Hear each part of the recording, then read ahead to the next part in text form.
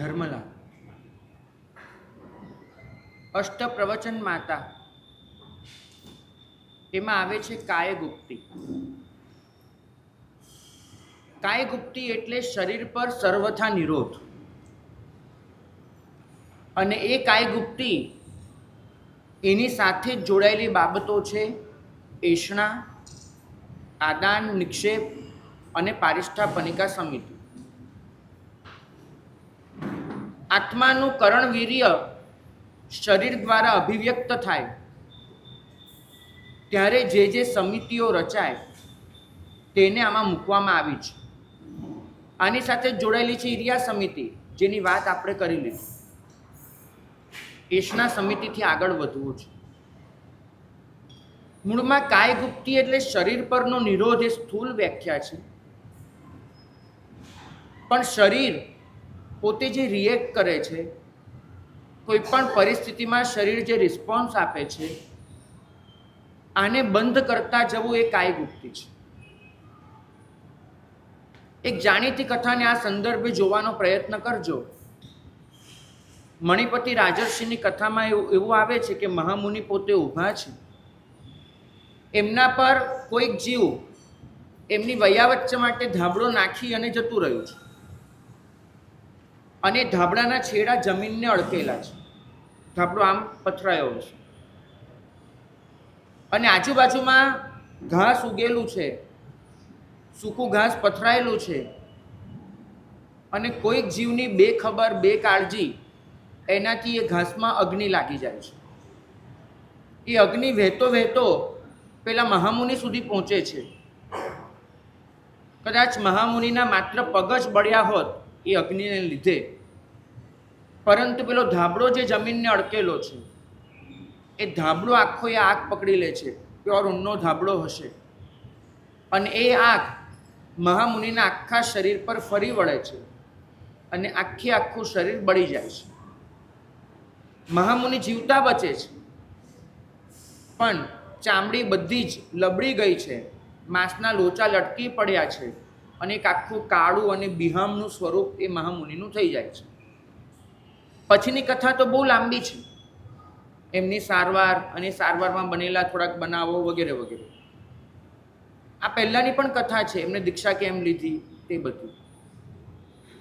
મને આ ઘટના પર માત્ર એ વિચાર કરવો છે કે ધારો કે એ સમયે એ મહામુનિએ પેલો ધાબળો એને ખાલી આમ નીચે પાડી દીધો હોત, એ ત્યાંથી થોડું ચાલી ગયા હોત, તો શું ફરક પડત? આ શું ફરક પડત એના જવાબમાં જે જણે છે ને એ કાયગુપ્તી છે. શરીર પરની નિર્મમતા, પરિસહ સહન કરવાની તૈયારી, કોઈ પણ કષ્ટને ચલાવી લેવાની મક્કમતા, કર્મોનો વિનાશ કરવાની તાલાવેલી વગેરે વગેરે જવાબો ચોક્કસ આપી શકાય. પણ આ બધા તો લક્ષ્ય થયા. એક ક્ષણે ખરેખર એ મહામુનિએ પ્રતિકાર કેમ ન કર્યો એ બહુ ગંભીરતાથી વિચારવા જેવું છે. આપણું શરીર જેટલું પણ રિએક્ટ કરે છે ને, એના મૂળમાં પડી છે આપણી જીજીવિષા. હું ઊંઘમાં પણ હોઉં અને મારા હાથને કોઈ દિવાસળી ચાપશે ને તો હું હાથ પાછો ખેંચી લઈશ, કેમ કે મારી જીજીવિષા જાગે છે. ભલે હું ઊંઘતો હોઉં, મારી જીજીવિષા જાગતી છે. હું ગમે તેટલો બેધ્યાન બનીને ચાલતો હોઉં, જેવો આગ પર કાંટા પર પગ પડશે મારો પગ પાછો ખેંચાઈ જશે. આ જીજીવિષા છે. આ જીજીવિષાને બે રીતે જીતી શકાય છે. એક, મક્કમતા, અને બે, શરીર પરનો નિરીહ ભાવ. શરીર સાથે લગાવ જ ન હોય. એક સૈનિક પોતાની જીજીવિષાને જીતી લેતો હોય છે. 3 ગોળી ખાઈને પણ લડતા રહેલા સૈનિકોના દાખલા છે, અને હાથ કપાઈ ગયો હોય તો પણ એક હાથે લડતા હોય એવા સૈનિકોના પણ દાખલા છે. આ મક્કમતા છે. આ લક્ષ્ય માટેની પ્રતિબદ્ધતા છે. જીજીવિષાનો અભાવ નથી. એનું શરીર ત્યારે પણ રિએક્ટ તો કરતું જ હોય છે, પણ પોતાની મનની મક્કમતાના બળે એ શરીરના રિએક્શનને જીતતા હોય છે. શરીરે રિએક્શન આપવાનું બંધ નથી કર્યું. જ્યારે આવા મહામુનિઓ એ ચલિત એટલે નથી થતા કેમ કે એમનો એક જ પ્રશ્ન હોય છે કે ચલિત થવાનો એક જ મતલબ છે કે મને હજુ આ શરીર પોતીકું લાગે છે. આ એક જ મતલબ છે. શરીર જો પોતીકું લાગે તો શરીરના સહજ રિએક્શન થવાના જ છે. મહત્વની વાત શાસ્ત્ર નોંધે છે કે મહામુનિ ચલિત નથી થયા એનો મતલબ એ નહીં કે એમણે ડગલું નથી ભર્યું. એનો મતલબ એ છે કે એમના શરીરે આપણને આગ લાગે ને ત્યારે આપણું શરીર સહજ રીતે હલે. માનો કે હું છટકી નથી શકતો, મને કોઈએ બાંધી રાખ્યો છે તો પણ મારું શરીર છટપટ કરે. આ લોકોનું શરીર પણ છટપટ ન કરે. સંઘયન બળ તો કામ કરે જ છે, 100% કામ કરે છે, પણ એનાથી ઉપર એક વસ્તુ કામ કરે છે, જીજીવિષાનો અભાવ. એમને એક જ વિચાર હોય કે આ ક્ષણે મારું ભરાયેલું ડગલું એ અસંખ્ય અગ્નિકાયના જીવોના વિરાધનામાં નિમિત્ત બનશે. હું ધાબળો નીચે પાડું, હું પગલું ભરું, એ બધા જીવોનું શું? અને એથી વધારે મેં આ શરીરને બચાવવાનો પ્રયત્ન કર્યો એનો મતલબ જ છે કે આ શરીરને મેં મારું માન્યું. કાય ગુપ્તીનો મતલબ એ નથી, માત્ર એ નથી થતો કે હું શરીરનું હલનચલન બંધ કરી દઉં. કાય ગુપ્તીનો મતલબ એ થાય છે કે મને મારું શરીર મારું ન લાગે, પરિણામે શરીર સાથેનું હલનચલન બંધ પડી જાય. બંધ કરવું એમાં કર્તૃત્વ ભાવ થયો. પણ જ્યારે મારું વીર્ય શરીર વાટે વહેવાનું જ બંધ કરી દે, મારું કરણવીર્ય, મારી એનર્જી શરીર રૂપે વ્યક્ત થવાનું જ બંધ કરી દે, તો સમજવું એ કાય ગુપ્તીની સિદ્ધિ થઈ. શરીરને હલનચલન કરવા માટેની તાકાત પણ મારો આત્મા આપે છે. મારી આત્મામાં રહેલું કરણવીર્ય આપે છે. જો મારું કરણવીર્ય શરીર સુધી પહોંચે જ નહીં તો મારે એ સમજાવવું છે કે આવા મહામુનિઓ એમને પોતાનું શરીર અને આત્મા બંનેને એટલા અલગ કરી દીધા છે કે આત્માનું કરણવીર્ય શરીર રૂપે વ્યક્ત જ નથી થતું, એ આત્મામાં જ રહે છે. 2 વીર્ય છે તમારી પાસે ભાઈ. દેવચંદજી મહારાજ કહે છે, એક આત્માનુયાયી અને એક શરીરાનુયાયી. આત્માનુયાયી વીર્ય એટલે જે આત્મગુણોમાં સ્થિરતા કરવા માટે વપરાય છે. બહુ અઘરી વસ્તુ છે. હું આત્મસ્થ જ રહું અને પરમાં ગતિ જ ન કરું, એના માટે પ્રચંડ વીર્ય જોઈએ છે, પ્રચંડ પુરુષાર્થ જોઈએ છે. આ જે પ્રચંડ વીર્ય છે એમાં જે એ વપરાય આત્મામાં, ત્યારે એને કહેવાય છે આત્માનુયાયી વીર્ય. અને મારી શારીરિક ક્રિયાઓમાં જે વીર્ય વપરાય છે એ શરીરાનુયાયી છે. શરીરાનુયાયી વીર્યનો મતલબ જ થાય છે બહિર્મુક્તા. આત્માનુયાયી વીર્યનો મતલબ થાય છે આત્માભિમુક્તા. આપણું વીર્ય સતત શરીર વાટે વહી રહ્યું છે અને વહીને ખલાસ થઈ રહ્યું છે. વીર્ય શબ્દોનો એક લૌકિક અર્થ પણ થાય છે, એ અર્થમાં ન લેતા. અને અહીંયા વીર્યનો મતલબ છે આત્મામાં રહેલી શક્તિ. આત્મશક્તિને વીર્ય તરીકે ઓળખવામાં આવે છે. તો મારું જે વીર્ય છે એ સતત શરીરાનુયાયી છે. શરીરની અનેકવિધ ચેષ્ટાઓ એમાં વપરાયા જ કરે છે. અને શરીર સાથેનો લગાવ એટલો બધો છે કે મારી મૂછનો કોઈ વાળ બી ખેંચે ને તો એ મારું વીર્ય સક્રિય થઈ જાય છે અને હું ત્યાં પણ રિએક્ટ કરી દઉં છું. આમ કરીને મારું એક રિએક્શન આવી જશે, કેમ કે મારું શરીર દરેક ક્ષણે પેલા વીર્યને વાપરી રહ્યું છે અને એટલા માટે દરેક ક્ષણે એ રિએક્ટ કરી રહ્યું છે. પણ આત્માનું આ વીર્ય એનો જોશ વધારતા જવું અને જેટલું બને એટલું સ્વનિષ્ઠ થતા જવું અને શરીરાનું આ વીર્ય એને ઘટાડતા જવું, એનું જ નામ છે કાયગુપ્તી. કાયગુપ્તી વીર્યને અટકાવવામાં નથી, વીર્યના યોગ્ય સ્થાને વપરાશમાં છે. મારું વીર્ય જે શરીર વાટે વહીને જે વ્યય પામી રહ્યું છે એને મારે અટકાવીને શરીરનિષ્ઠ કરવું છે. કેટલીક વખત મનની એકાગ્રતા પણ આમાં ખપ લાગતી હોય છે. તમે જોજો, તમે ક્યારેક કોઈ પૂજન વગેરેમાં ગયા હો તો તમારી પાસે 5 આંગળાની ક્રિયાઓ કરાવશે, આમ આમ આમ કરીને કરવાનું. કેમ કે તમારું મન જે ચલચિત્ત છે એને લીધે તમારું શરીર એ પણ એટલું જ ચલાયમાન રહે છે. હમણાં જે સાયકેટ્રિક ડૉક્ટરને મળવાનું થયું હતું, એમને મને કહ્યું, મારા માટે નહોતો મળેલો, ચિંતા નહીં કરતા, પણ મળવાનું થયું હતું એક ધર્મ બાબતે. એમને મને કહ્યું કે સામેવાળો માણસ અમારી જોડે વાત કરે એની બોડી લેંગ્વેજ પરથી મેં પામી લઈએ કે એને ખરેખર ડિપ્રેશન છે કે નથી, એને બોલવાની જરૂર ન પડે. કેમ કે એ કે તમારા હાથના જે હાવભાવ હોય છે ને એ પણ પ્રગટ કરી દે કે તમારું મન કેટલી ચિંતામાં છે. બહુ સ્વાભાવિક રીતે મેં એને કહ્યું કે આ વાત તો અમારા પ્રભુ કહીને ગયા હતા ભાઈ. એને કહ્યું હતું કે તારું મન જેટલું ચંચલ હશે, શરીર એટલી ચંચલતા વ્યક્ત કરવાનું જ છે. તારું મન જેટલું વિષાદમાં ગરકાવ હશે, શરીર એટલી વિષાદના ચિહ્નો પ્રસારિત કરવાનું છે. તો કાય ગુપ્તી એટલે આત્માનુયાયી વીર્ય વધારતા જવું અને શરીરાનુયાયી વીર્ય ઘટાડતા જવું. અને છતાં પણ શરીરના સ્તરે જે વીર્ય વાપરવાનું થાય, એ વીર્યનો વપરાશ કઈ રીતે કરવો એના માટે પ્રભુએ જે આપ્યું એનું નામ છે સમિતિ. બધી જ વખતે શરીરાનુયાયી વીર્યને બંધ કરવાનું શક્ય નથી. મારું લક્ષ્ય છે અનાહારીપણું, પણ અનાહારીપણું માત્ર બોલવાથી નહીં મળે.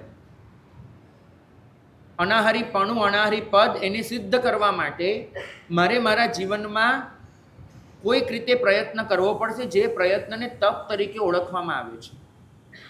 અનાહારી પદની સાધના એ તપ છે, બીજું કાંઈ જ નથી. જેમ કેવળ જ્ઞાનની સાધના એને આપણે શુદ્ધોપાસના કહીએ છીએ, એમ અનાહારી પદની સાધના એ તપ છે. હવે આ અનાહારી પદની સાધના કરતી વખતે એક વસ્તુ સમજાય છે કે હજુ પણ આ શરીરને ટકાવવાની જરૂર છે. હજુ એ સમય નથી આવ્યો કે શરીર સાવ નકામું થઈ ગયું હોય. તો શરીર જ્યાં સુધી કામે લાગે એવું છે ત્યાં સુધી એ શરીરને મારે કંઈક આપી દેવું જોઈએ, જેથી એ શરીર ટકી જાય.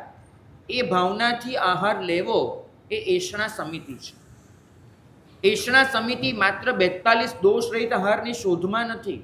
એષણા સમિતિ ત્યાંથી શરૂ થાય છે કે મને ખરેખર આહારની જરૂર છે કે નહીં એ હું નક્કી કરું. અને નક્કી કરવા માટેના 6 માપદંડો આપ્યા છે. એમાંનો એક માપદંડ છે કે શરીરને ટકાવવું જરૂરી છે, અને એ ટકાવવા માટે આહાર લેવો જરૂરી છે. સાધુ નીકળે તો પહેલાં એ જોઈને નીકળે કે હવે આનાથી વધારે મારા શરીરથી ખેંચાય એવું નથી, માટે હું આહાર લેવા જોઉં. ભાગ્યશાળી તપ કયું હશે એ પ્રભુએ નક્કી નથી કરી આપ્યું. તપ કયું હશે, પણ તપ કેટલું હશે એ ચોક્કસ નક્કી કરી આપ્યું છે. તપ કયું હશે એનો જવાબ દરેકની પોતાની શક્તિ પર છે, પણ તપ કેટલું હશે એના જવાબમાં પ્રભુએ એટલું જ કીધું છે કે તારી શક્તિ પૂરી થવા આવે ત્યારે વાપરી લે છે.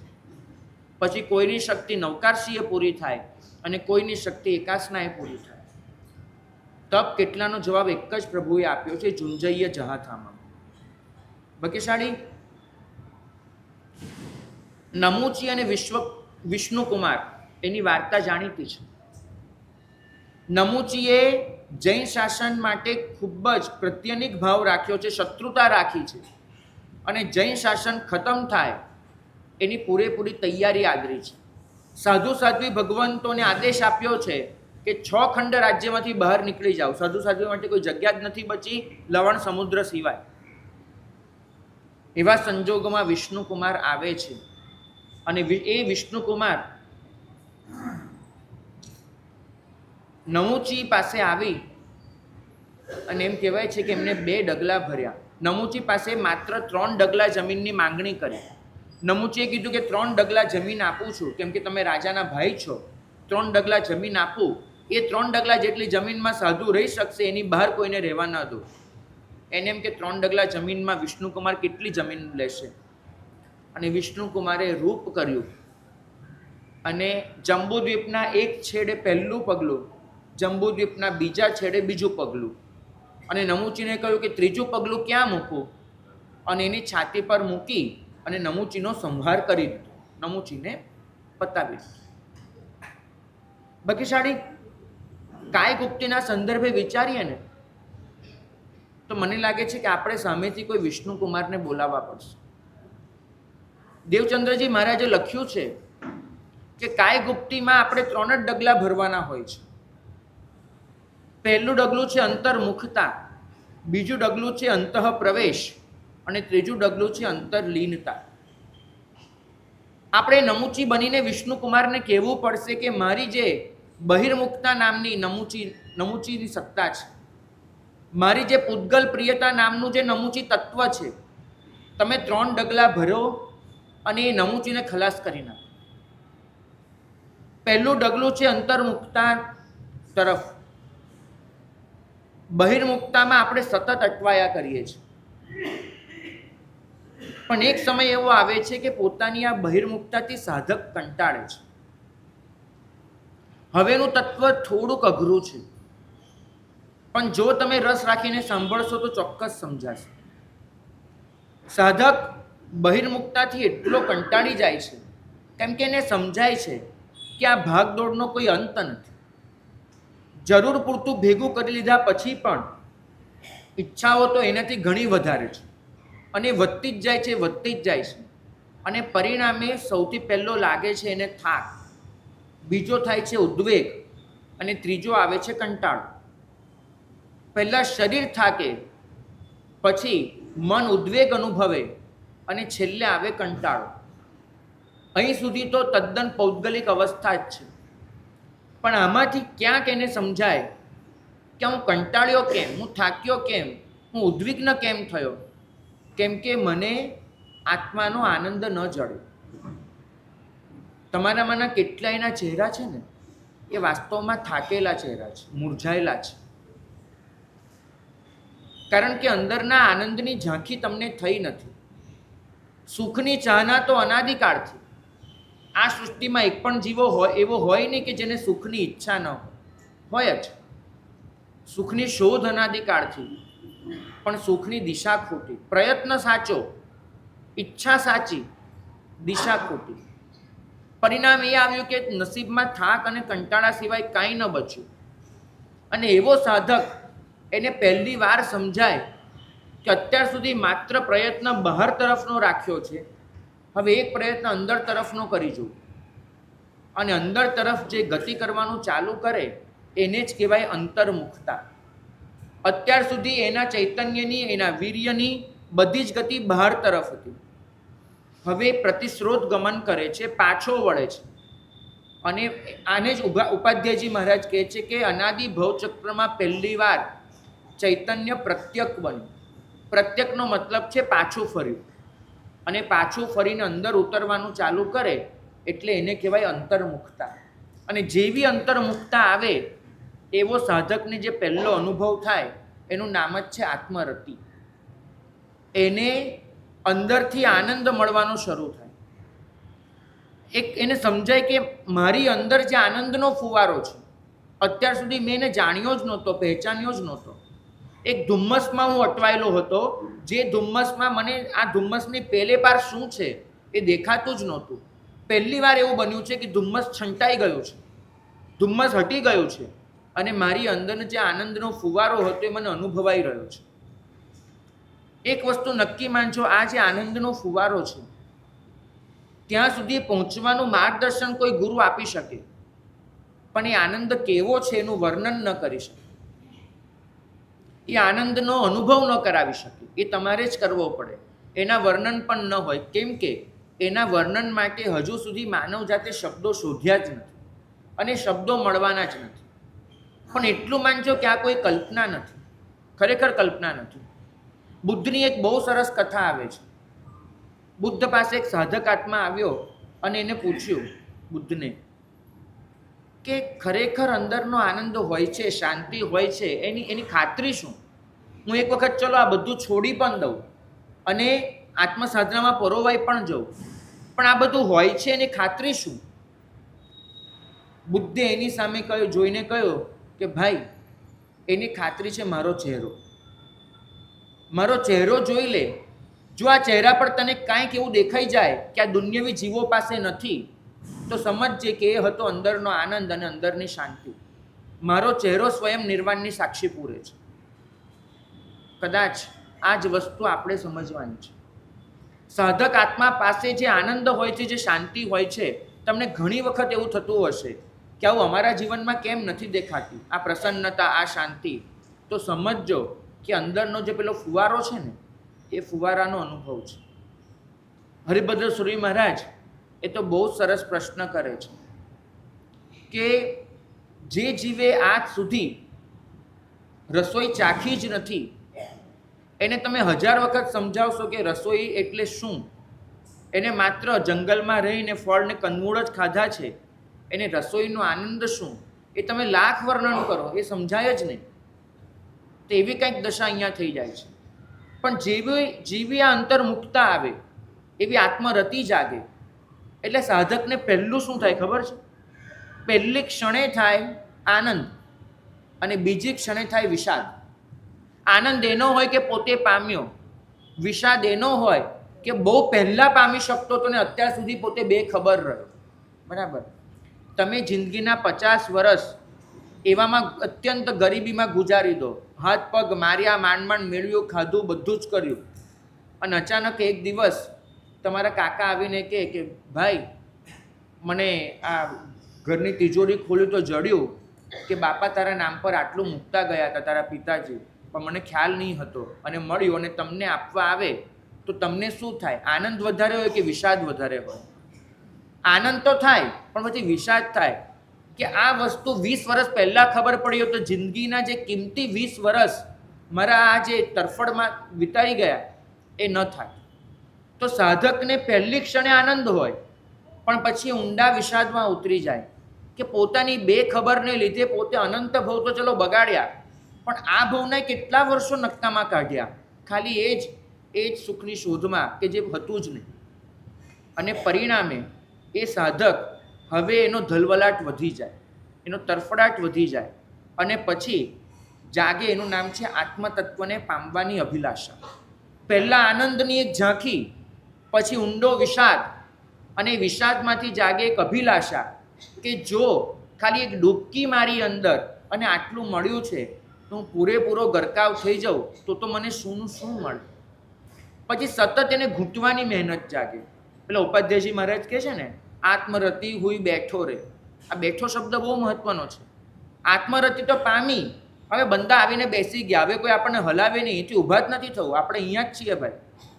તો આ જે ઘૂંટવાનું થાય આત્મરતિને, એ ઘૂંટતા ઘૂંટતા પછી થાય અંતઃ પ્રવેશ. અત્યાર સુધી માત્ર આત્માભિમુખતા હતી, આત્મ તરફની ગતિ હતી. હવે ગતિમાંથી તમે અંદર પ્રવેશ કર્યો, અને જેવો પ્રવેશ કરીએ ને એટલે પછી થાય એમ સિમ સિમ ખુલ જા.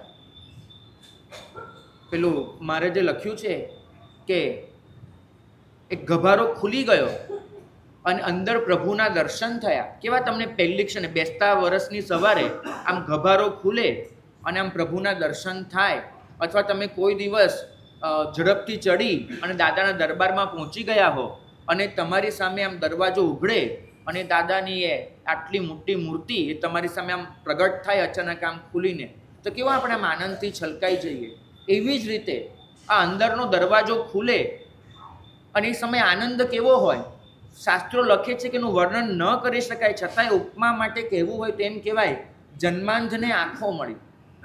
જે માણસે આજ સુધી દુનિયાનું દર્શન જ નહોતું કર્યું એને અચાનક આંખો મળી જાય, કોઈએ ટ્રાન્સપ્લાન્ટથી આંખો નાખી આપી અને પહેલી વખતે આંખો ખુલે અને આ દુનિયાનું દર્શન થાય, કેવું થાય? કેવું છે એમ, કેવું એનું ફેલાઈ જાય. એ પછી આમ જોયા જ કરે બધું. અત્યાર સુધી માત્ર હાથ ફેરવ્યો હતો, કારણ કે જે મળ્યું છે એ ભલે દુનિયા એ સમજવા તૈયાર ન હોય, હું તો અનુભવ કરી રહ્યો છું, હું શું કામ બહાર આવું. અને એ જે આત્મતૃપ્તિ હોય, દુનિયા તમને ફેંકી દે, દુનિયા તમારો સ્વીકાર ન કરે, ખરેખર ન કરે. બહુ સરસ કથા લખી છે અમારા જ્ઞાની ભગવંતોએ. એક આખું શહેર એવું હતું કે જે શહેરમાં બધા આંધળા જ જન્મ, એવો કંઈ જેને ડિસઓર્ડર થઈ ગયો હતો. હમણાં જે ગામની વાત વાંચી હતી, ગામમાં એવું છે કે જેટલા પણ લોકો જન્મે છે 4 પગે જ ચાલે છે, 2 પગે ચાલવા જેવી એ લોકોને ત્યાં જીન્સ જ નથી. આખું ગામ 4 પગે જ ચાલે, ત્યાંની દુકાનો પણ એવી, ત્યાંનું બધું જ એવું. એ ગામમાં જે થોડાક પરિવારો રહે છે, પણ કોઈ પણ છોકરો જન્મે 4 પગે જ ચાલનારો જન્મ. આજે તો અરેબિયન નાઇટ્સની વાત નથી કરતો, એ ગામ જ એવું હતું કે ગામમાં બધા અંધજીવો જ જન્મે, કોઈ દેખતું જન્મે જ નહીં અને અંધો જ રહે. બધો વ્યવહાર ગોઠવાઈ ગયેલો, ત્યાંની દુકાનો, ત્યાંનું આ બધો જ વ્યવહાર અંધ પ્રમાણે ગોઠવાઈ ગયેલો. અને પાછું ગામ એવું હતું કે કિલોમીટરો સુધી કોઈની સાથે સંપર્ક જ નહીં. એટલે ગામમાં ખેડૂતો ખેતી કરે, પાણીનું વહે, બધું જ થાય, પણ એ ગામવાળાને બહારની દુનિયા સાથે કોઈ નિસ્બત જ નહીં. એટલે એમને ખબર જ નથી કે આંખ જેવું કશું હોઈ શકે છે. તમને ખબર જ ન હોય કે આંખ જેવું કોઈનું હોય તો તમારી ફરિયાદ પણ ન હોય. બરાબર, બિલકુલ સાચી વાત કરો. શાર્ક માછલી છે એ 10 લાખ લીટર પાણીમાં લોહીનું એક ટીપું પડ્યું હોય તોય સૂંઘી લેતી હોય છે. 10 લાખ લીટર પાણીમાં લોહીનું એક ટીપું. હવે તમારામાંથી કોઈની આવી તાકાત નથી તો તમને ઈર્ષ્યા ન થાય, પણ અહીંયા એક જણને હોય તો બધાને થાય, આપણને કેમ ન? પેલા આંધળાઓને કોઈ ફરિયાદ જ નહોતી, કેમ કે બધા જ એવા હતા. તમને ફરિયાદ કેવી રીતે થવાની? ફરિયાદ બંધ પડી ગઈ. પણ એ જેનેટિક ડિસઓર્ડરમાં બધું જે ચાલતું હતું એમાં કોઈ મ્યુટેશન એવું થઈ ગયું કે એક બાળક આંખો વાળું જન્મ્યું. મ્યુટેશન એવું થયું ને એક બાળક આંખો વાળું જન્મ્યું. હવે એને તો આંખો ખોલી જોયું, બધું કર્યું. પહેલા તો ભાષા નહોતી, પણ ધીમે ધીમે મોટું થયું તો એને સમજાયું કે મારી પાસે કશું એવું છે કે જે આ લોકો પાસે નથી. કેમ કે બધા આમ કરીને ચાલે, જ્યારે એ તો સીધો ચાલે. આખી વ્યવસ્થા જ ગામની એવી ગોઠવાયેલી, બધું એવી રીતે ચાલવાના રસ્તા હોય તો બે બાજુ પેલું લગાડેલું, બધા પકડીને ચાલ્યા કરે. અહીંયા તો એ હતું પણ નહીં, એને તો જરૂર જ ન પડે.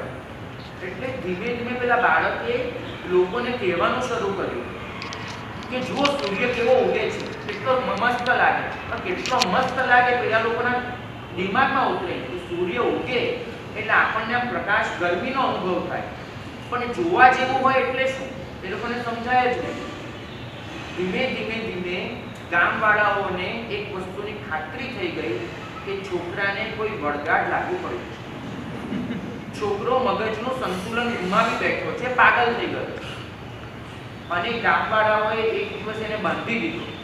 અને ગામનો જે સૌથી મોટો વૈદ હતો, હકીમ હતો, જે વૈદ કમ ગુરુ હતો, ગુવાનો રોલ અને વૈદનો રોલ સાથે બજાવતો હતો, એને બોલાવ્યો. ગુવાએ આખો ચેક કર્યો, હાથ ફેર્યો, બધું જોયું. પછી બધાને કહ્યું કે આનું પાગલપણું એટલું વધી ગયું છે કે ગુમડા બનીને ફૂટી નીકળ્યું છે, અને 2 ગુમડા એની અહીંયા ફૂટ્યા છે. પાગલપણું એનું એટલું બધું કે 2 ગુમડા અહીંયા ફૂટ્યા છે. આપણે બંને ગુમડાની સારવાર કરવી પડે તેનું પાગલપણું મટી જાય. તો કે સારવાર કેવી રીતે કરવાની? તો એ લોકોએ તો ગુમડાનું પેલું જોયું હતું ને, ગુમડું કાઢી નાખતા હતા. તો કે આ 2 ગુમડા કાઢી નાખીશું ને એટલે આપણા જેવો ડાયો થઈ જશે. અને એના 2 ગુમડા કાઢવાની તૈયારી કરી. પેલો છોકરો એને થયું કે આ લોકોને હવે સમજાવવા એવું કશું છે નહીં, હું સારવારની વાત કરતો હતો કે તમે બધા દેખતા થાય એમ છો, એને બદલે આ લોકો મારા ગુમડા કાઢી નાખે એમ છે. એટલે પછી પેલો કિલ્લો ઠોકીને ત્યાંથી ભાગી ગયો અને પછી દેખતા સમાજનો ભાગ બની ગયો. જ્ઞાની ભગવંતો આ કથા લખીને એક જ વસ્તુ સમજાવે છે કે આ દુનિયા, એમાં તમે જ્યારે આત્મરત્યાની વાત કરવા જશો ને તો લોકો તમને જ પાગલ કહેશે. કારણ કે બધા જ એક સરખી રીતે જીવી રહ્યા છે ને એમની જિંદગી એકદમ સેટ થઈ ગઈ છે. એ લોકોએ બધાએ જિંદગીને વ્યવસ્થિત રીતે બધું કરી લીધું છે. આમ આખું સેટિંગ થઈ ગયું છે. હવે આ સેટિંગની વચ્ચે તમે એનું સેટિંગ ખોરવી નાખશો, તમે વાત કરશો કે આત્મરતિ શું છે, અંદરનો આનંદ શું છે, તો એ લોકો તમને ઉચકીને બહાર ફેંકી દેશે. કાલે સારવાર આત્મરતિ, આત્મતૃપ્તિ એકવાર આવે તમે દુનિયા માટે નકામા થઈ. કારણ કે તમારી નજર સામે હોય માત્ર પ્રભુના સિદ્ધાંતો. તમને પછી સમજાય કે હું પર સ્વરૂપનો જ્ઞાતા પણ નથી, પર સ્વરૂપનો કરતા પણ નથી, પર સ્વરૂપનો ભોગતા પણ નથી. આપણું તમે જોજો, આપણું ચૈતન્ય, આપણી સમગ્ર જ્ઞાન શક્તિ એ પરનો બોધ કરવામાં અટવાઈ રહી છે. આજનું વિજ્ઞાન સતત એ સાધનોની શોધ કરી રહ્યું છે કે જેનાથી તમે પર વિશે વધુ ને વધુ જાણકારી મેળવી શકો. વિજ્ઞાન એ સાધનો શોધી રહ્યું છે. ગઈકાલ સુધી કદાચ મારી જાણકારી મારા રાજ્ય પૂરતી સીમિત હતી. ઓલાને બંગમાં રહેતા માણસને અંગમાં શું થાય છે ખબર બી નહોતી. અંગ બંગ કરીને બધા જુદા. આજે કદાચ એવું થઈ ગયું છે, વિજ્ઞાન એટલા સાધનો શોધી ચૂક્યું છે કે તમને આખા વિશ્વના સમાચાર મળતા રહે. તમારો પરનો બોધ વધી રહ્યો છે. તમારી ચૈતન્ય શક્તિ પરના અટવાઈને ખલાસ થઈ રહી છે. તમે વિચારો કે તમને યાદ રહેતું બંધ કેમ થયું? કારણ એક જ, કેમ કે તમારી ચૈતન્ય શક્તિ નકામી વપરાતી બહુ થઈ ગઈ. વગર કામનું જાણવાનું, પરના તમે જ્ઞાતા બન્યા અને પરના જ્ઞાને તમારા સ્વના બોધની શક્તિને પૂરી કરી નાખી. તમારું ચૈતન્ય અટવાઈ ગયું પરના જ્ઞાનમાં, તમારું વીર્ય અટવાઈ ગયું પરના કર્તૃત્વમાં. તમારું જેટલું પણ વીર્ય છે, તમારી શક્તિ એ પર સાપેક્ષ કામ કરવામાં વપરાઈ રહી છે. આત્માના મુખ્ય 3 ગુણો હતા. ચૈતન્ય અટવાઈ ગયું પરના જ્ઞાનમાં, વીર્ય અટવાઈ ગયું પરના કર્તૃત્વમાં અને આનંદ અટવાઈ ગયો પરના ભોક્તૃત્વમાં. હું પરનો ભોગ ઓટો કરું પૂતગલનો, એમાં જ મારા આનંદને પૂરો કરી નાખું. તો મારા મૂળભૂત 3 ગુણો હતા: સચ્ચિદ આનંદ, બરાબર. સત્વનો અર્થ થાય છે વીર્ય, અસ્તિત્વનો અર્થ સાથે વીર્ય જોડાયેલું છે. ચિત્તનો અર્થ થાય છે ચૈતન્ય, અને આનંદ તો આનંદ તરીકે ઉભો જ છે. મારું સત અટવાઈ ગયું પરના કર્તૃત્વમાં, મારું ચિત્ત અટવાઈ ગયું પરના જ્ઞાતૃત્વમાં, અને મારો આનંદ અટવાઈ ગયો પરના ભોક્તૃત્વમાં. હું સતત જ્ઞાન કરું તો બી પરનું, બોધ કામ કરું તો પણ પરનું, ભોગવું તો પણ પરને. આ ત્રણેય વસ્તુ બંધ પડી જાય છે આત્મતૃપ્તિ આવે.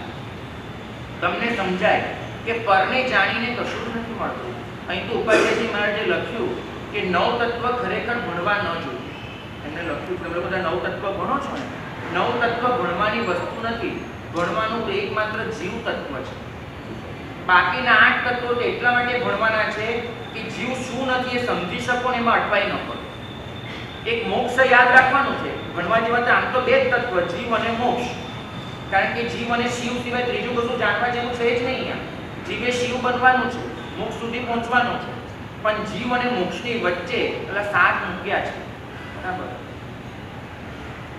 પહેલાના જમાનામાં જ્યારે સંતાનોની સંખ્યા વધારે હતી ત્યારે એક ભાઈને પૂછવામાં આવ્યું હતું કે ભાઈ તમે 2 જણ શું થાઓ? તો કે અમે બધા દૂરના ભાઈઓ છો, અમે બંને બહુ દૂરના ભાઈઓ છે. તો કે દૂરના ભાઈ એટલે શું? તો કે એક જ માના દીકરા છે, પણ અમારી વચ્ચે બીજા 7 ભાઈઓ છે, એટલે અમે થોડા દૂરના ભાઈ ગણાય. તો કદાચ આ તત્વમાં એવું છે, હતું તો બહુ સહેલું, જીવથી શિવ સુધી જવાનું, પણ થોડું દૂરનું થઈ ગયું, કેમ કે વચ્ચે સંપર્ક બંધ આ બધું જ વચ્ચે આવી ગયું. તો એ જીવથી શિવ વચ્ચે જે 7 તત્વો અટવાઈ ન જવાય એટલા માટે શીખવાનું છે. બાકી ત્યાં પણ પરનું જ્ઞાન તો નથી જ મેળવવા. સ્વને ઓળખી શકો એટલા માટે, પરથી જુદા પાડી શકો એટલા માટે ત્યાં પરને શીખવાડી દે છે. તો આત્મતૃપ્તિ આવે એટલે એક જ વસ્તુ ભૂંજાઈ જાય: એગો મેં સાસવ અપ્પા. એ જીવ જ્યારે બોલે એગો મેં સાસવ અપ્પા, ત્યારે એની અંદર એક તૃપ્તિનો અહેસાસ હોય, એક કુમારી હોય. કારણ કે આ કુમારી શેની છે? હવે મારે પર સાથે કોઈ નિસ્બત નથી. પર એનું મને જ્ઞાનનું પણ કામ નથી, પર એનું કર્તૃત્વ નથી જોઈતું, પરનું ભુક્તાપણું પણ નથી જોઈતું.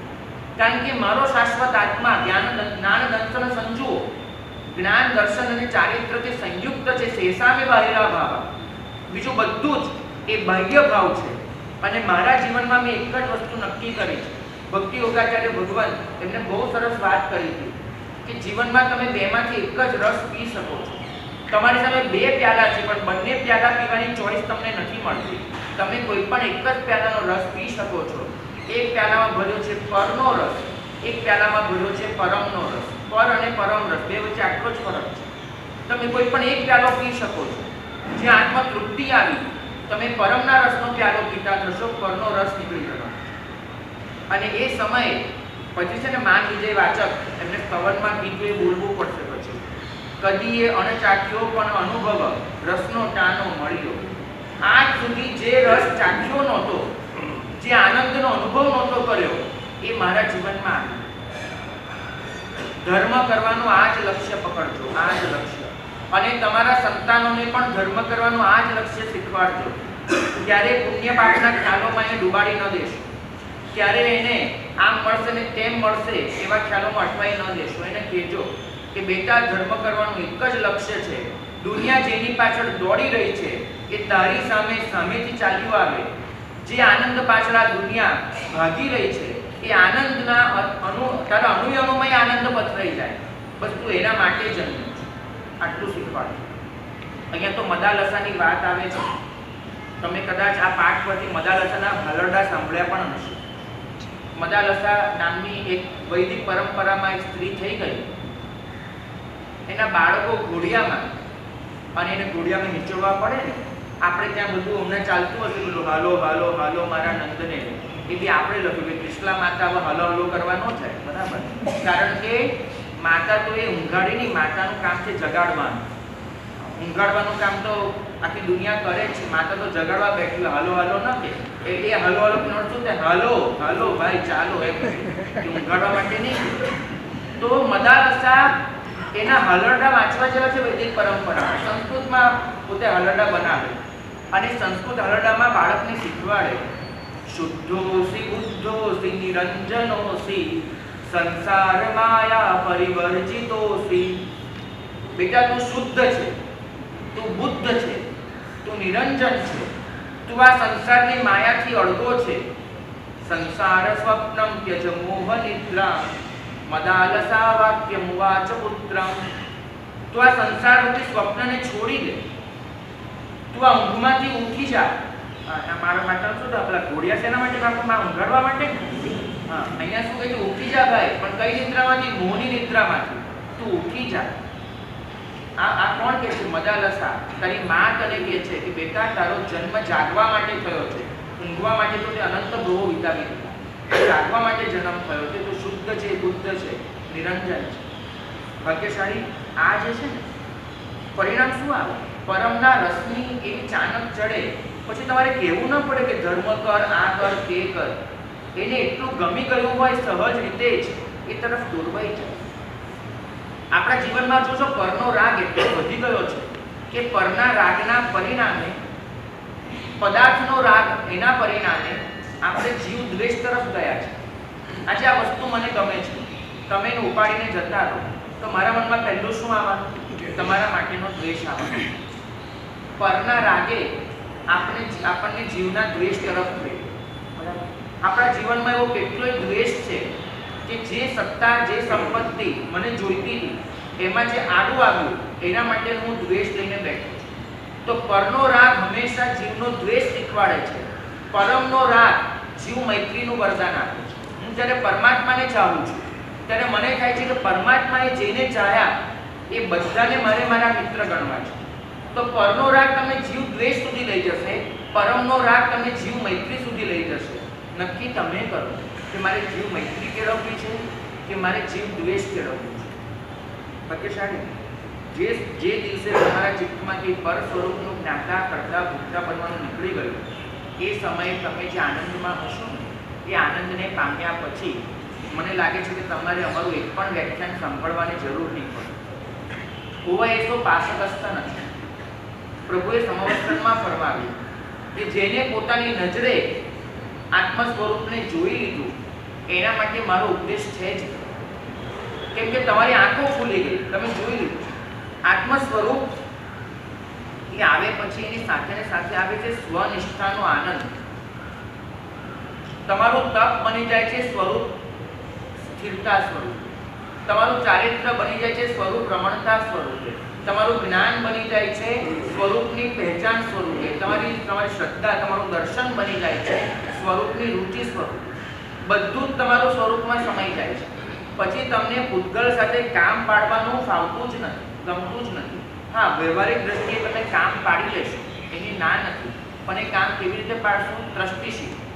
બસ આ ક્ષણે મારે આ કરવાનું છે એ રીતે તમે કરી લેશો. જે અંશે રે નિરુપાધિકપણ તે અંશે રે ધર્મ. ધર્મની આટલી સરસ વ્યાખ્યા મેં તો બીજે કશે વાંચી નથી. જે અંશે રે નિરુપાધિકપણ તે અંશે રે ધર્મ. ઉપાધ્યાયજી ભગવંતને પૂછવામાં આવ્યું કે ધર્મ એટલે શું? એમને બહુ સરસ જવાબ આપ્યો કે મારે તમને પૂછવું છે સ્ફટિક એટલે શું? તમે મને પૂછો છો ધર્મ એટલે શું, મારે તમને પૂછવું છે સ્ફટિક એટલે શું? એમને કહ્યું કે સ્ફટિક એટલે એવો પદાર્થ કે જે શુદ્ધ છે, નિર્મળ છે, બરાબર, પારદર્શી છે. પણ એ સ્ફટિકની બાજુમાં તમે જાસૂદનું ફૂલ લાવીને મૂકો તો સ્ફટિક કેવો દેખાય? લાલ. અને એની બાજુમાં કોઈ લીલું ફૂલ લાવીને મૂકો તો સ્ફટિક કેવો દેખાય? લીલું. તો સ્ફટિકના મૂળ રંગમાં જે બદલાવ આવે છે એને કહેવાય છે ઉપાધિ. બરાબર. એ સ્ફટિકનું શુદ્ધ સ્વરૂપ નથી, તે ઉપાધિ છે. તમે જે કહો છો ને આધિ વ્યાધિની ઉપાધિ, તો ઉપાધિ, આધિનો અર્થ તો સમજાય છે. આધિ એટલે મનની વ્યથાઓ, વ્યાધિ એટલે શારીરિક પીડાઓ, ઉપાધિ એટલે શું? આત્મિક પીડા. મનની પીડા આધિ છે, શારીરિક પીડા વ્યાધિ છે. પણ તમારા આત્માને જે નથી ગમતું એ તમારે કરવું પડે, ઉપાધિ છે. બોલો ને. જે સ્ફટિકની સામે પુષ્પ મૂક્યું, એ પુષ્પનો કલર તો પુષ્પમાં જ છે, તો સ્ફટિકમાં આદિ વ્યાધિ બિલકુલ. પણ સ્ફટિકમાં એનો રંગ ઝીલાય છે, બરાબર, કારણ કે બંને એકબીજાની બાજુમાં છે ને સ્ફટિકે એના રંગને સ્વીકાર્યો છે, એ ઝીલાય છે. આપણે એક જ વસ્તુ કરવી પડે કે ફૂલને ત્યાંથી હટાવવું પડે કાં તો સ્ફટિકને ખસેડવો પડે, બરાબર.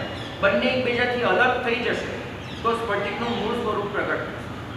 તો ધર્મનો અર્થ એક જ કીધું. તો સિદ્ધોની બાજુમાં પણ તો પૂતગલો રહેલા જ છે. હા, પણ એ એનો સ્વીકાર નથી કરતા, એ એના રંગને સ્વીકાર નથી કરતા. આપણે કેમ કરીએ છીએ? આપણે કેમ કરીએ છીએ એનું કારણ જ એ છે કે હજુ સુધી આપણે ઉપાધિમાં રચ્યા પચ્યા છે. આપણું મન એ ઉપાધિને સ્વીકારી રહ્યું છે, આપણો આત્મા ઉપાધિને સ્વીકારી રહ્યો છે. સોપાધિકપણુનો મતલબ એ નથી કે તમારી પાસે પૂતગલ કેટલા છે. સોપાધિકપણાનો મતલબ એટલો છે કે તમે પૂતગલનો સ્વીકાર કરવા કેટલું તૈયાર છો.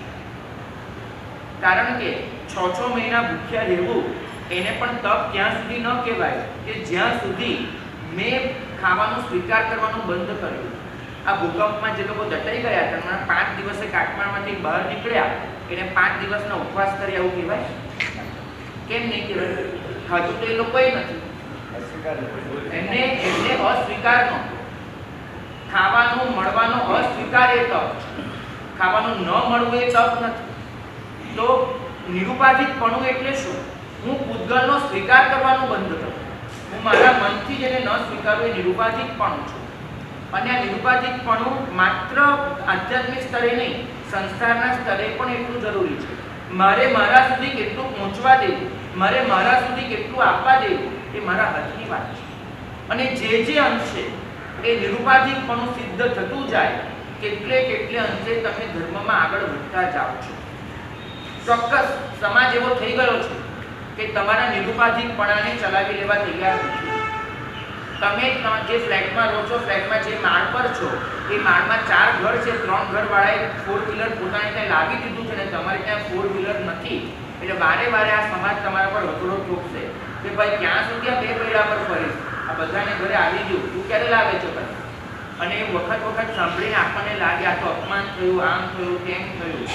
એટલે આ સમાજ સતત એવું કામ કરતો જાય છે કે તમે વધારે ને વધારે ઉપાધિમાં ગરકાવ થાવ. કેમ કે મેં કીધું એ ખુલ્લી આંખોને ઘૂમડા ગણે છે.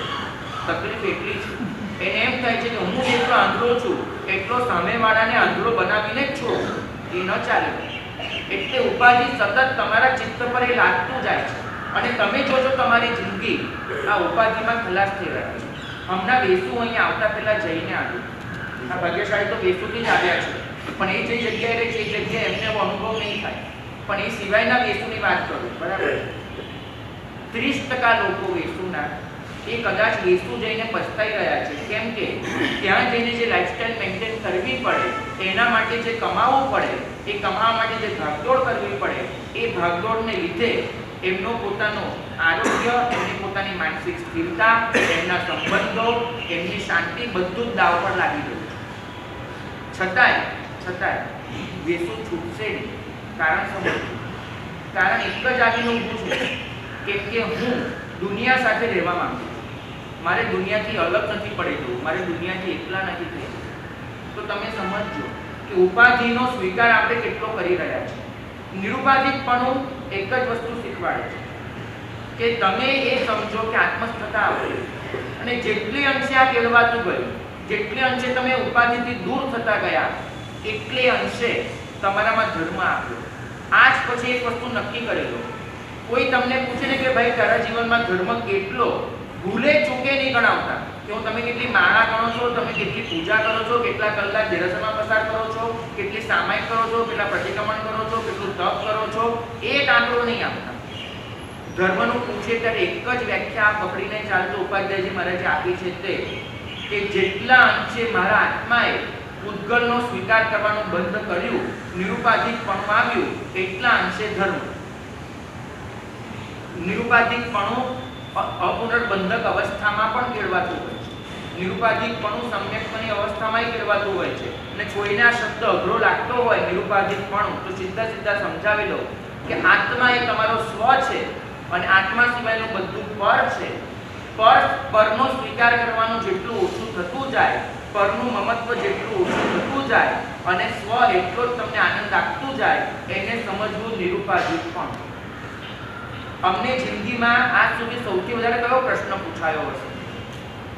એક સાધુ તરીકે હું તમને પૂછું છું, ચલો ગેસ કરી આપો. જે કરે એને દિલીપભાઈ તરફથી બહુ મોટું ઇનામ મળશે. તમને સાધુને જીવનમાં સૌથી વધારે કયો પ્રશ્ન પૂછાયો હશે? એ તો તમારે રિવાજ થયો. રિવાજ સિવાય જિજ્ઞાસાનો પ્રશ્ન કહું. સૌથી વધારે કયો પૂછાયો છે? હું મારા અનુભવથી કહું છું. મને મારી જિંદગીમાં સૌથી વધારે પ્રશ્ન એ પૂછાયો છે કે સાહેબ તમારી પાસે આટલી પ્રસન્નતા કેવી રીતે? બરાબર, અમે બધું જ લઈને બેઠા છીએ, છતાંય વચ્ચે વચ્ચે ક્યાંક આનંદનો અનુભવ થઈ જાય છે. પેલા મધુબિંદુની જેમ આપણે ટીપું પડે ને એમ થઈ જાય છે. પણ એ પ્રસન્નતા અમારી પાસે નથી અને તમારી પાસે મહદઅંશે સાધનો નથી. શૂન્ય પર છે એમ તો નહીં કહું, પણ અમારી પાસે છે એવા ઘણા બધા સાધનો સાહેબ આપની પાસે નથી. અને છતાંય આપની આટલી પ્રસન્નતા કેવી? એ પ્રસન્નતાનું એક જ કારણ છે, નિરુપાધિકપણું. જે ક્ષણે હું સોપાજીમાં ઉતર્યો ને એ ક્ષણે મારી પ્રસન્નતા કહું એ નક્કી માની. બેમાંથી એક જ વસ્તુ હોઈ શકે છે. આ રૂમમાં કાં તો અજવાળું હોય ને કાં તો અંધારું હોય, બે ભેગા ન હોય. અજવાળું ને અંધારું બે ભેગા ન હોય. અજવાળાનું નામ છે પ્રસન્નતા અને અંધારાનું નામ છે પૂતગલ પ્રિયતા. પ્રસન્નતા અને પૂતગલ પ્રિયતા બંને સામસામે છે. તમને જો આ નિરુપાધિકપણું આવી ગયું, તમે એક ક્ષણે પ્રસન્નતામાં આવશો. પછી પ્રયત્ન ચાલુ રહેશે. હા ભાઈ, પુણ્યના ખેલ પણ ચાલુ રહેશે, પ્રયત્ન પણ ચાલુ રહેશે, પૂતગલની પ્રાપ્તિ પણ ચાલુ રહેશે. બધું જ હશે, માત્ર તમે નહીં. બસ આટલું એક નક્કી માનો, તમે નહીં. અહીંયા ભરત મહારાજા એમને 1000 વર્ષ સુધી ઓલા ગંગા દેવી એની સાથે ભોગ ભોગવ્યા. 1000 વર્ષ કથામાં એવું લખે છે. અને જ્યારે નીકળ્યા ત્યારે એમનો કર્મબંધ કેટલો? તેમ કે મામૂલી ધૂળની ચપટી જેટલો કર્મબંધ ઉડી ગયો. 1000 વર્ષ દેવી સાથે ભોગ ભોગવે અને કર્મબંધ આમ ચપટી થઈને ઉડી જાય. ગંગા દેવી ક્યાં પડે શોધવાની નીકળતા. તમને સમજો, ભોગ નહીં, તમને સમજાવું પડશે કે આટલો ભોગ ભોગવ્યા પછી પણ કર્મબંધ ચપટી થઈને કેમ ઉડી ગયો? કેમ કે બધું જ હતું, એક વસ્તુ નહોતી, પુણ્ય હતું. ભોગ ભોગવવાનો પ્રયત્ન પણ હતો, પુણ્ય છે, પ્રયત્ન છે, ભોગ સુખની પ્રાપ્તિ પણ છે, બધું જ છે. માત્ર એક જ નથી, પૂતગલનો સ્વીકાર. જે પણ થાય છે બસ એનાથી પોતે અળગા રહીને જીવી લે છે. બહુ અઘરી વસ્તુ છે આ, ખૂબ અઘરી. પણ એ અઘરાપણા તરફ ગતિ કરવી એક જૈનનું કર્તવ્ય. બરાબર છે? ભાગ્યશાળી જૈન હોવાનો મતલબ એ નથી કે તમે જીનની પૂજા કરો. જૈન હોવાનો મતલબ નથી કે જીનની આરાધના કરો. જૈન હોવાનો મતલબ છે કે દરેક ક્ષણે તમે સૈનિક હો, યોદ્ધા હો અને જીતી લેનારા હો. બરાબર? મને ખબર છે ક્યારે પણ વંદન ચોક્કસ થયા હશે, પણ નવકાર મહામંત્રની શરૂઆત નમો વિય રાગાણામથી નથી જ થઈ. શું વાંધો હતો નમો વિય રાગાણામ બોલવા માટે? વારે વારે આપણે શબ્દ વાપરીએ છીએ, વિતરાગ છે, વિતરાગ છે, વિતરાગ છે. નમો વિય રાગાણામ કેમ ન લખ્યું? કેમ કે અહીંયા તો ઈચ્છું છે કે તમે દરેક ક્ષણે યોદ્ધા હો. નમો હરિહંતાણ, શત્રુઓને સમાપ્ત કરનારા યોદ્ધા હો. નમો સંપન્નનું નામ, નમો વિય રાગાણામ બધું આગળ જઈને શીખવાડ્યું. પહેલી ક્ષણે તો એક જ શીખવાડ્યું, નમો હરિહંતાણ, શત્રુઓનો સંહાર કરજો. બસ, વીરતા સિવાય તમારી પાસે કંઈ ખપતું જ નથી. અને આ વીરતાનો મતલબ જ છે કે તમે એટલા નિરુપાધિક હો કે પૂતગલનો સ્વીકાર જ ન કરતા. સમ્યક ગતિ શરૂ કરી અને જ્યાં સુધી મોક્ષે જશો ને માત્ર નિરુપાધિકપણાની યાત્રા છે. અને એ નિરુપાધિકપણું, એમાં પૂતગલનો સ્વીકાર કેવી રીતે કરવો એ શીખવાડે. એનું નામ એષણા સમિતિ છે. એષણા એટલે પૂતગલને સ્વીકાર. બરાબર? હું તમારે ત્યાં ગોચરી આવું ત્યારે શું લેતો હોઉં છું? પૂતગલ. પણ માત્ર એષણા એ ગોચરી સાથે જોડાયેલી બાબત નથી. એષણા એટલે આ સૃષ્ટિ પાસેથી હું જે પણ પૂતગલ ગ્રહણ કરું છું એ કેવા પૂતગલ ગ્રહણ કરીશ, કઈ રીતે કરીશ, મારા માપદંડો કયા હશે એ ગ્રહણ કરવા પાછળ, એ ગ્રહણ કરતી વખતે મારી રાગદ્વેષની સ્થિતિ કેવી હશે, એ ગ્રહણ કરતી વખતે મારી અહિંસા, મારો અપરિગ્રહ, મારું અચૌર્ય અને મારું બ્રહ્મચર્ય આ બધું કઈ રીતે સચવાશે એ નક્કી કરીને ગ્રહણ કરવું. એનું નામ એષણા સમિતિ છે. એષણા એટલે શોધ, એષણા એટલે ગવેષણા. હું શોધવા નીકળ્યો છું અને શોધીને એવા પૂતગલનો સ્વીકાર કરવા માંગુ છું કે જે પૂતગલ મારા આત્મ સ્વરૂપમાં બાધક ન હોય. આત્મ સ્વરૂપને બાધક બને એવા પૂતગલનો સ્વીકાર સ્વીકાર તે અનેશના છે. આત્મા સ્વરૂપમાં સાધક બને એવા પૂતગલનો સ્વીકાર તે એશના છે.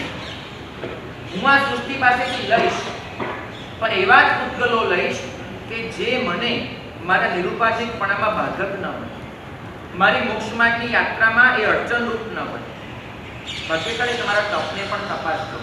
પૂજ્ય રાજ તિલક સુરી મહારાજ ગુરુ ભગવંત પાસે પચખાણ લેવા ગયા.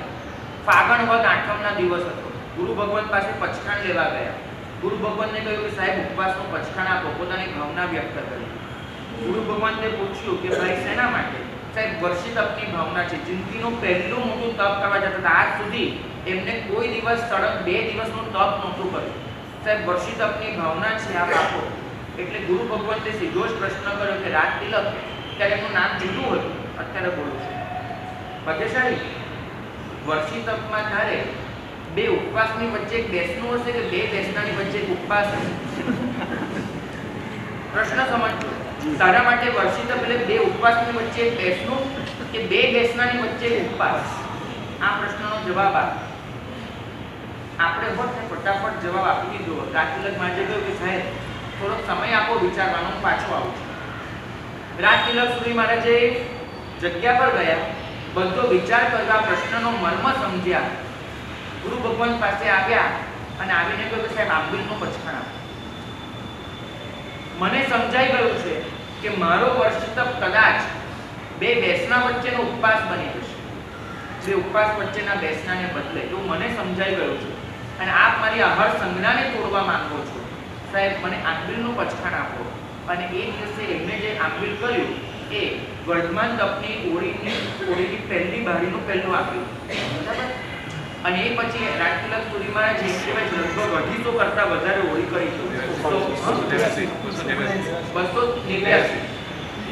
ભાગ્યશાળી આની શરૂઆત આ રીતે થઈ. તમારે પૂછવાનું છે કે આ સૃષ્ટિ પાસેથી જે પૂતગલ ગ્રહણ કરું છું એ પૂતગલ મારી કોઈ સંજ્ઞાને વધારનાર નથી. મારી આહાર સંજ્ઞા વધી જતી હોય, મારી મૈથુન સંજ્ઞા વધી જતી હોય, મારી પરિગ્રહ સંજ્ઞા વધી જતી હોય, મારી ભય સંજ્ઞા વધી જતી હોય. અમારા ગુરુ ભગવાન કહેતા હતા વસ્તુ તમને કોઈ હોરાવા આવે ને તો રાખજો, કે તમે નિરાશા ગયા હો ત્યારે યાદ ના કરવું પડે કે પેલું ખુલ્લું મૂકીને આવ્યું, કોઈ લઈ જશે તો શું થશે. સાધુ એવા જ ઉપકરણો રાખવા કે પાછળ કોઈ લઈ જાય તો એની ચિંતા ન રહે. બરાબર? નહીં તો પછી તમે ઉપકરણ રાખનારને બદલે ચોકીદાર બની જશો. તો આ વસ્તુ સમજવા જેવી છે કે હું એવી વસ્તુ ન રાખું.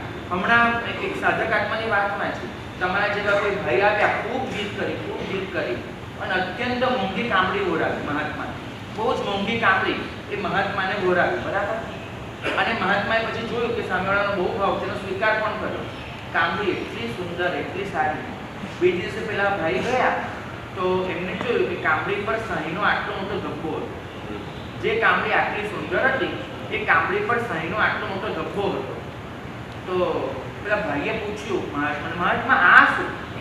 તમે ગઈકાલે મને આટલી મોંઘી કામડી ઓરાઈને ગયા હો અને આજે તમે આવો અને કામડી પર આટલો મોટો ધબ્બો હોય તો કેવો આઘાત લાગે. મહાત્મા આ શું? પોતીને બેઠા હતા અને ધબ્બો. અને પછી શું થાય, કામડીનું ફક્ત એક બાજુ રહી જાય, તમારી નજર પેલા ધબ્બા પાસે જ જાય. તો પેલા મહાત્માએ કીધું એકદમ હસતા કે ભાઈ એવું થયું ને, હું નાનો હતો ને થોડો રૂપાળો દેખાતો, આમ ગોળ મકર મોટું, આમ રૂપાળો દેખાતો. તો ઘરની બહાર નીકળું ને તો મમ્મી આમ મેસનું તિલક કરી દેતી હતી. પેલી મેસ લગાડી દે એટલે નજર ન લાગી જાય. પેલું છે ને એક ટપકું ગાલ પર કરી દેતી હતી. આ કામડી થોડી રૂપાળી હતી તો કોઈ નજર ન લાગી જાય ને એટલે ટપકું કરી નાખ્યું છે. ભાગ્યશાળી, કદાચ દરેક વસ્તુ પર આપણે મેસના ટપકા કરવા ન જઈએ, સમજાય, પણ એટલું તો થઈ શકે ને કે મારું વીર્ય એ વસ્તુ સાથે ન જોડાય, મારું વીર્ય એ વસ્તુ અનુયાયી ન બની જાય, આત્માનુયાયી. જો આટલું કરી શકું ને તો એશના સમિતિ છે. એશના તમને એટલું શીખવાડે છે કે પૂતગલનો સ્વીકાર ચોક્કસ કરો, પણ સાધન રૂપમાં, સર્વસ્વ રૂપમાં નહીં, સાધ્ય રૂપમાં નહીં. તમે પૂતગલને સાધન તરીકે જુઓ, સાધ્ય તરીકે ન જુઓ. પૂતગલને સાધ્ય રૂપમાં જોવા મોહ સંજ્ઞા છે, પૂતગલને સાધન રૂપમાં જોવા એશના સમિતિ. તમે પૂતગલનો સ્વીકાર કરી શકો છો કેમ કે મારી પાસે ઓહો પૂતગલ છે, હું જે વાપરું છું પૂતગલ છે. કોઈ સાધુનું જીવન પૂતગલ વગર નથી નીકળવાનું, પણ પૂતગલનો તમે સાધન રૂપમાં સ્વીકાર કરો, પૂતગલને સાધ્ય ન ગણો અને તમારી પરિસ્થિતિ એ છે કે તમે પૂતગલને સાધ્ય ગણ્યું છે, સાધનને. પૈસો તમારા માટે સાધન નથી રહ્યો, સાધ્ય બની ચૂક્યો છે. મારે પૈસો મેળવવો છે, સાધ્ય થયું. મારે પૈસાથી કંઈક એવું મેળવવું છે કે જે મને ખુશી આપી શકે, એ સાધન થયું. તમારા માટે પૂતગલ સાધન રહે તો તમે ઈશ્વરના સમિતિમાં છો. તમારા માટે પૂતગલ સાધ્ય બની જાય તો તમે મોહ સંજ્ઞામાં છો, મોહનીય કર્મના ઉદયથી છો. તો એટલું જ ઈચ્છીશ કે આ પ્રવચન માતા કે આપણા જીવનમાં એવી તો આવે કે આપણા માટે પૂતગલ એ સાધન બનીને ઊભું રહે, સાધ્ય ન રહે. એ જ મંગલ કામ.